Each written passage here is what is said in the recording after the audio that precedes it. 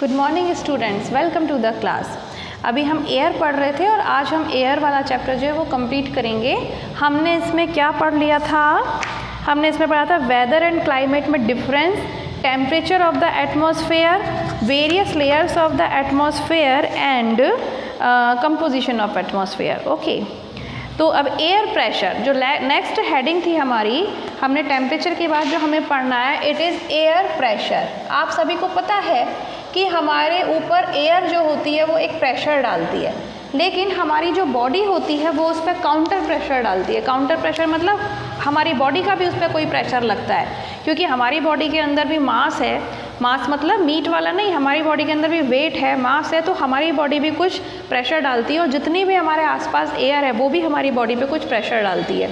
तो एयर के कारण अर्थ सरफेस पे जितना भी प्रेशर लगता है उसको हम कहते हैं एयर प्रेशर। ठीक है, तो देखिए the pressure exerted by the weight of the air, जितना भी एयर है उसका वेट तो होगा, डेफिनेट सी बात है। तो उसके कारण से अब जब वेट है तो अब मेरे अंदर वेट है तो ही मैं इसको प्रेशर डाल सकती हूँ इस बुक के ऊपर। इसी तरीके से अगर मेरे अंदर वेट ही नहीं होगा तो मैं इस पर प्रेशर नहीं डाल पाऊँगी। तो हमें, अब आप बोलोगे हमें तो महसूस नहीं होता एयर का प्रेशर, वो इसलिए महसूस नहीं होता क्योंकि हमारी बॉडी उसके काउंटर प्रेशर डालती है। काउंटर प्रेशर मतलब उसके अपोजिट प्रेशर डालती है, तो बैलेंस हो जाता है। लेकिन एक्चुअल में एयर का अच्छा खासा प्रेशर होता है। तो अर्थ सरफेस के ऊपर वेट ऑफ एयर के कारण, मतलब एयर के वेट के कारण जो प्रेशर फील होता है या जो लगता है उसे हम क्या कहते हैं? एयर प्रेशर कहते हैं। ये जो प्रेशर होता है वो नीचे की तरफ ज़्यादा रहेगा एटमॉस्फेयर में कि ऊपर की लेयर की तरफ ज़्यादा रहेगा?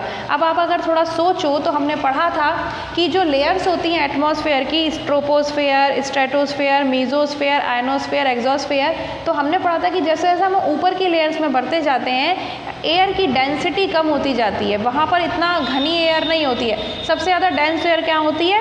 नीचे की लेयर्स में। अब जब से ज़्यादा लेयर अगर नीचे डेंस है तो यहाँ पे प्रेशर सबसे ज़्यादा लगेगा और ऊपर की लेयर्स में जाते जाते प्रेशर कम हो जाएगा। ठीक है ना? तो वो यही कह रहे हैं कि as we go up in the layers of the atmosphere the pressure reduces. Reduce मतलब कम हो जाना, तो प्रेशर जो होता है वो रिड्यूस हो जाएगा। द सी लेवल जो होता है उस पर प्रेशर सबसे ज़्यादा होता है। अब ये कह रहे हैं, एक ध्यान से सुनने वाली बात है कि जो हॉरिजॉन्टली जो प्रेशर होता है वो टेम्परेचर पर डिपेंड करता है। अब कैसे? सीधी सी बात है कि अगर कहीं पर भी एयर प्रेशर जो होगा वो टेम्परेचर पर डिपेंड कैसे करेगा? अगर मान लीजिए मैं एक एरिया की बात करूं जहां पर कि टेम्परेचर ज़्यादा है। अब टेम्परेचर जब ज़्यादा होगा तो आपने साइंस में पढ़ा होगा कि जब टेम्परेचर ज़्यादा होता है तो गैस के जो मॉलिक्यूल्स होते हैं वो इधर उधर फैलने लगते हैं, दूर दूर हो जाते हैं, मतलब उसकी डेंसिटी कम हो जाती है, वो फैल जाते हैं दूर दूर, तो उनकी डेंसिटी कम हो जाएगी। अब जब डेंसिटी कम हो जाएगी और वो क्या होगा, अगर डेंसिटी कम हो जाएगा तो वहाँ पर प्रेशर कम हो जाएगा। देखिए यही लिखते हैं the pressure is influenced या affected by temperature of that place. In places where the temperature remains high, the air gets heated and therefore rises up. अब क्या होगा, जब वो हीट हो जाती है गैस तो उसके मॉलिक्यूल दूर दूर हो जाते हैं, तो वो ऊपर की तरफ बढ़ने लगेंगे, लाइट हो गए ऊपर की तरफ बढ़ने लगेंगे, और जहाँ उस प्लेस पर क्या होगा वहाँ पे एक लो प्रेशर हो जाएगा, प्रेशर कम हो जाएगा। अब ये गैस जो ऊपर की तरफ चली गई है वो ऊपर जाके क्लाउड्स बनाएगी जैसे भी, तो हमें वहाँ का उस स्पेस का पूरा जो एनवायरनमेंट है, वेदर है, वो कैसा मिलेगा? क्लाउडी मिलेगा। ठीक है, मान लीजिए मैं इस प्लेस की बात कर रही हूँ और इस प्लेस पे टेम्परेचर हाई है। अब जब टेम्परेचर हाई है तो वो क्या करेगा? गैस मॉलिक्यूल्स को दूर दूर कर देगा। ठीक है ना? उसकी डेंसिटी कम हो जाएगी और एयर जो है वो ऊपर की तरफ जाएगी।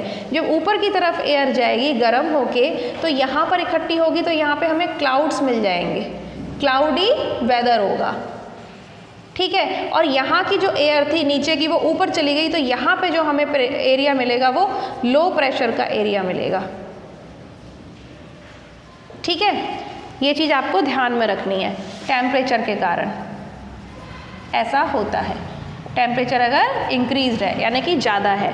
अब दूसरी तरफ हम देखें कि एक स्पेस ऐसा है, एक कोई प्लेस ऐसी है जहाँ पर कि टेम्परेचर कम है। ठीक है, टेम्परेचर लेस, और यहाँ पे मैं लिख देती हूँ मोर टेम्परेचर।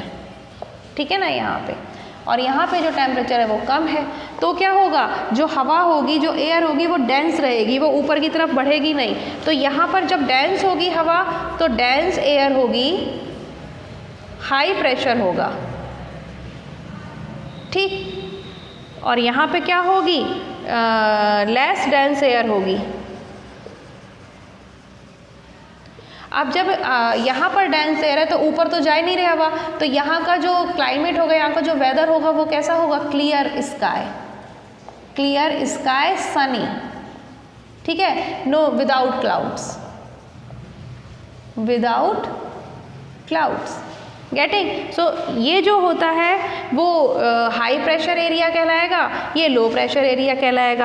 अब क्या होता है कि एक्चुअल में बैलेंस करा जाता है, एक्चुअल में जो नेचर होता है वो बैलेंस करने के लिए क्या करता है, हवा जो होती है वो हाई प्रेशर से लो प्रेशर की तरफ बहने लग जाती है, ठीक है। तो एक एरिया जहाँ पर कि लो प्रेशर है, जहाँ पे क्लाउडी वेदर है, और दूसरा एरिया जहाँ हाई प्रेशर है और सनी वेदर है, मतलब क्लियर स्काई है, यहाँ पे कोई बादल वादल नहीं है, तो थोड़े टाइम बाद हम क्या देखेंगे कि हवा जो है वो इधर से इधर बहने लग जाती है, ठीक है, हाई प्रेशर से लो। अब आप एक बात सोच के देखो ना, हाई प्रेशर से लो प्रेशर की तरफ ही तो हवा बहेगी, रीज़न क्योंकि यहाँ पे खाली है जगह, तो ये जो हवा आएगी वो यहीं भर सकती है ना। अब इधर तो है ही नहीं हवा, तो यहाँ से यहाँ क्या बहेगा, इसकी हवा तो ऊपर चली गई, यहाँ पे कुछ बचा ही नहीं ज़्यादा, तो यहाँ से यहाँ तो हवा बहने का कोई सवाल ही नहीं पैदा होता। यहाँ पर डेंस है एयर और यहाँ पे जगह खाली है, तो वो यहाँ पर की तरफ बहेगी। तो हमेशा ध्यान रखना कि जो एयर होती है वो it flows from high pressure area to low pressure area, getting. अब ये कह रहे हैं विंड। अब विंड क्या होता है, विंड क्या होता है, wind is the movement of air from high pressure area to low pressure area. जो ये हमने विंड, अभी हम जिस हवा को बहने की बात कर रहे थे, from high pressure to low pressure area, उसी को इन्होंने विंड कहा है, ठीक है। अब विंड जो होती है वो किसी भी प्लेस पे कितने तरीके की होती है, हम 3 तरीके की विंड देखते हैं, परमानेंट विंड, सीजनल विंड और लोकल विंड, ठीक है। अब ये सब बहुत डिटेल में नहीं है आपके कोर्स में, तो सिर्फ आप इतना समझ लो कि विंड जो होती है परमानेंट विंड, किसी भी प्लेस पर एक पर्टिकुलर हवा जो विंड होती है वो हमेशा होती है सारे सीजन्स में, तो वो परमानेंट विंड कहलाती है। अब ये परमानेंट विंड क्यों होती है, क्या फैक्टर्स होते हैं, क्या इफेक्ट्स होते हैं, ये सब आपके कोर्स में अभी नहीं है। फिर होती है सीजनल विंड। सीजनल विंड मतलब जैसे कि अपन देखते हैं सर्दियों में अलग ही हवा चलती है, एकदम विंटर वाली विंड होती है, मॉनसून की विंड अलग होती है, तो ये सीजनल विंड्स होती हैं। गर्मियों में लू चलती है तो वो हालांकि लोकल विंड कहलाती है। लोकल विंड वो होती है जो कि दिन में बस एक ही किसी पर्टिकुलर टाइम पर चलती है, जैसे कि लू दोपहर में ही होती है, रात और सुबह के वक्त इतनी लू नहीं चलती है। तो कुछ पर्टिकुलर विंड ऐसी जो एक पर्टिकुलर टाइम में ही होती हैं दिन भर में, उन्हें हम लोकल विंड्स कहते हैं। और अपनी एक होती है सीजनल विंड। तो सीजनल विंड कैसे, अब ठंडी ठंडी हवाएं जो हैं वो अजीब सी जो ठंडी हवाएं होती हैं, सूखी सूखी, जो आपकी स्किन को भी ड्राई कर देती हैं, ये सब कब होती हैं, सर्दियों में। अभी सर्दियाँ आएंगी तो विंटर विंड चलेंगी जो कि बहुत नुकसानदायक होती हैं। इसी तरीके से मॉनसून विंड अलग होती हैं जो बारिश के मौसम में होती हैं, तो ये सीजनल विंड कहलाती हैं। और परमानेंट विंड क्या होती है, जो हमेशा ही किसी एक पर्टिकुलर प्लेस पे होती है। फिर आता है मॉइस्चर। अब मॉइस्चर किसे कहते हैं, मॉइस्चर कहते हैं वाटर वेपर को। जब देखो आप क्या देखते हो कि जितनी भी नदियाँ, तालाब, जो भी वाटर बॉडीज़ होती हैं अर्थ सरफेस पे, धूप के कारण क्या होता है, उनमें एवोपरेशन होता है, ये सब बच्चों को पता होगा। एवोपरेशन के बाद जो वाटर वेपर, जो वाटर होता है वो वाटर वेपर में चेंज होगा, एवोपरेशन हो रहा है, तो पढ़े हो ना ये साइंस में। तो एवोपरेशन के थ्रू जब वाटर बॉडीज़ का वाटर वेपर में चेंज हो जाता है तो और वो एटमॉस्फेयर में रहता है, तो इसे हम ह्यूमिडिटी कहते हैं, ठीक है। अब जब हॉट वेदर होता है बहुत सारा मॉइस्चर होता है हवा के अंदर, तो उससे हम ह्यूमिडिटी कह के उस वाले दिन में हम कहते हैं अरे आज तो बड़ा ह्यूमिडिटी वाला दिन है, आज तो बड़ी चिपचिप हो रही है, आज तो बड़ा उमस हो रही है, और आज तो एक ह्यूमिड डे है, ठीक है। इंग्लिश में उसे ह्यूमिडिटी कहते हैं, हिंदी में उमस भी सुना होगा आपने। और बड़ी चिपचिपी वाली गर्मियाँ जो कि भी बारिश के जस्ट बाद आती हैं, क्यों, क्योंकि बारिश हुई, बहुत सारा पानी भर गया, उसके बाद निकलती है तेज धूप, तो वो जितना पानी धरती पे होता है वो खूब एवोपरेशन हो रहा होता है उस वक्त, और तेज धूप के कारण गर्मी भी होती है, तो वो सारा का सारा एवोपरेटेड वाटर वेपर बन के पूरे एटमॉस्फेयर में होता है। अब उस वक्त देखो आप कपड़े भी जल्दी नहीं सूखते, कितनी परेशानी होती है। क्यों सूखेंगे, क्योंकि कपड़े आप धोए अपन ने कपड़े, उनमें पानी है, धूप है बाहर, तो धूप से पानी इवोपरेट होगा, लेकिन हवा में तो पहले से ही वाटर वेपर भरी पड़ी है, तो और वाटर वेपर बनने की जगह नहीं होती, इसीलिए कपड़ों को सूखने में बहुत देर लगती है। लेकिन अपन गर्मियों में फटाफट कपड़े सूखते हैं, क्यों? क्योंकि उसमें धूप होती है, वाटर वेपर तो होती नहीं है, और फटाक से जो आपके कपड़े होते हैं सूख जाते हैं। इसी तरीके से हमें उस मौसम में, ह्यूमिडिटी वाले मौसम में पसीना भी बहुत बहता है। क्यों बहता है? क्योंकि आपकी बॉडी से पसीना निकला और वो सरफेस पे ही है, बॉडी से बाहर जाके वो एवोपरेट ही नहीं हो पा रहा है। क्यों? क्योंकि पहले से ही बहुत सारी ह्यूमिडिटी है, बहुत सारी एवोपरेशन हो चुका है, वाटर वेपर पहले से ही है। तो सीधी सी बात है भाई, आपके इधर इधर सब जगह वाटर वेपर है, तो आपकी वाटर वेपर जो है, आपका पसीना या कपड़ों में से जो पानी निकल रहा है, वो उसको वेपर बन के जाने की जगह ही नहीं मिल रही है, तो वो कैसे कहाँ जाएगा? तो इसलिए बहुत देर लगती है और हमारे को उस वक्त बहुत पसीना आता है। जबकि गर्मियों में आपको पसीना इतना नहीं आता है। क्यों? क्योंकि जैसे ही पसीना आता है वो एवोपरेट होता जाता है। ठीक है, अभी हम क्या देख रहे थे इसमें? हाँ, and we sweat a lot as the rate of evaporation also slows down. अच्छा, इसके बाद ये क्या कह रहे हैं कि as water vapour goes up it cools down. अब क्या होता है, ये भी अपन ने साइंस में पढ़ रखा है, वाटर साइकिल में पढ़ा होगा आपने कि जैसे अब वो वाटर वेपर है वो धीरे धीरे एवोपरेट होकर और ऊपर की तरफ जाती है ना, एटमॉस्फेयर में जो लेयर्स होती हैं उनमें ऊपर की तरफ जाती है और फिर वहाँ पे कूल डाउन हो जाती है। कूल डाउन जो कि वहाँ पे कंडेंसेशन होता है और क्लाउड्स बनते हैं, और क्लाउड्स में जब इतनी भारी हो जाती हैं, क्लाउड्स एक्चुअली क्या है? वाटर ड्रॉपलेट्स का एक कलेक्शन है। तो ये वाटर ड्रॉपलेट्स जब बहुत हैवी हो जाती हैं तो ये वापस बारिश बन के बरस जाती हैं धरती पे, या तो प्रेसिपिटेशन होता है, कहीं स्नोफॉल होता है, कहीं सिंपल बारिश होती है, तो वो डिपेंड करता है। ठीक है, अलग अलग चीज़ों पर। अब ये कह रहे हैं कि जो रेन होती है वो 3 तरीके की होती है, ऑरोग्राफिक रेन, कन्वेक्शनल रेन और साइक्लोनिक रेनफॉल। तो ये तीनों रेनफॉल आपको नाम पता होने चाहिए, ये कैसे होती हैं, क्यों होते हैं, ये इतना डिटेल अभी आपके कोर्स में नहीं है, ये अपन नेक्स्ट क्लासेस में पढ़ोगे जब ये आएगा। बट आपको अभी जितना पता होना चाहिए वो ये होना चाहिए कि मॉइस्चर क्या होता है, ह्यूमिडिटी क्या होती है।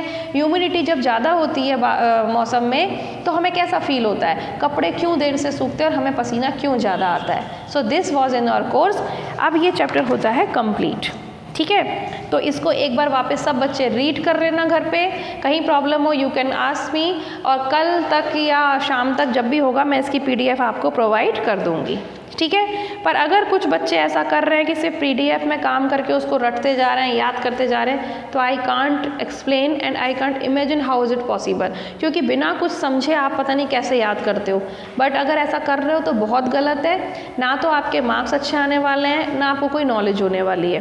तो बेटर है कि जैसा मैंने कहा, पहले ध्यान से सुनो, फिर ध्यान से पढ़ो, फिर ध्यान से लिखो और फिर ध्यान से याद करो। इन 4 पार्ट्स में अपनी स्टडीज़ को डिवाइड रखो, then only you will get a successful life. Okay, so take care of yourself, read the chapter once more and we will meet tomorrow. Bye bye.